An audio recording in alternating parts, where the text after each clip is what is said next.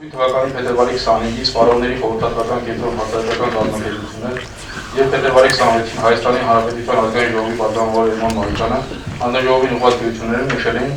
որ ստացվել են բազմաթիվ բողոքներ սպառողների մոտ տեղադրված էլեկտրոնային առևտրային հարկիչների ժամային շեղումների վերաբերյալ։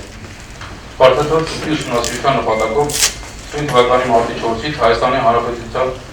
հանրային տարածքների կարգավորող հանձնաժողովի կողմից արվեցել է վարչական վարույթ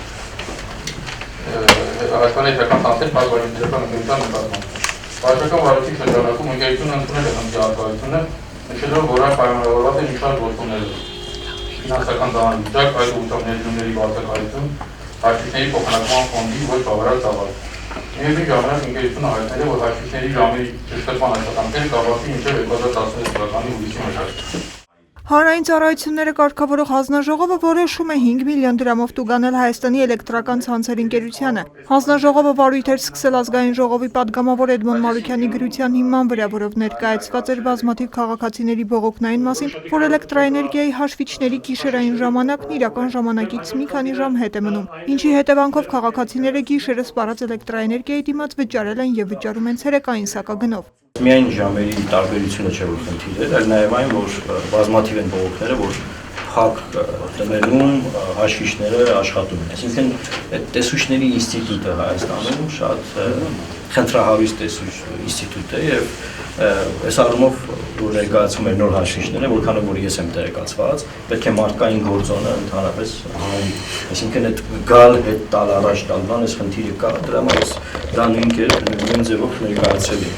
Բարձի թողի վիճակում կառավարվող ընկերության հիվանդություններից մեկը է, հիվանդությունները բազմաթիվ են։ Դա հիվանդությունների կարելի ասել ամենափոքր, ամենանվազագույն խախտումն է, որ մենք հիմա կարողացել ենք վերել այստեղ։ Բայց այնպիսի խախտումներ, այնպիսի տեղեկություններ են եղել այս տարիների ընթացքում։ Տեսեք, ասվում է, որ հաշվիչների համար գումար չկա, որ բան անենք, միլիարդավոր գումարների շահույթներ են եղել, այս ընկերությունը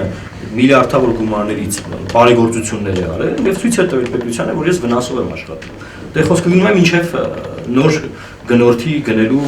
ժամանակը, հա։ Ըստ հանձնաժողովի հեծը պարտավորվածություն ունի տարին մեկ անգամ ստուգել եւ ճշգրտել քաղաքացիների էլեկտրոնային հաշվիչները, սակայն այն չի կատարել։ Հեծի գլխավոր տնօրեն Կարեն Հարությունյանը վստահեցնում է, որ քաղաքացիների դիմումների դեպքում ընկերությունը վերահաշվարկ կկատարի եւ եթե արձանագրվի, որ հեծը խախտում է թույլ տվել կփոխհատուցեն։ Յուրաքանչյուր դեպքը պետք է առանձին քննարկվի։ Իհարկե, ցանկացած դեպքում, եթե մենք կտեսնենք որոշակի խախտում,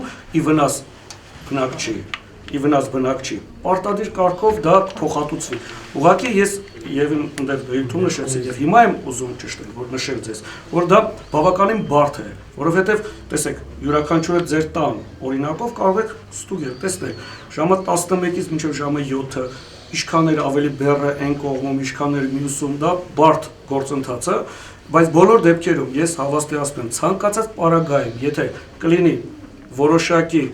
վնասի, որ եթե մենք հասցրած կլինենք որոշակի վնաս մեր բաժանորդներին, բոլոր պարագաներում դրանք փոխհատուցվեն։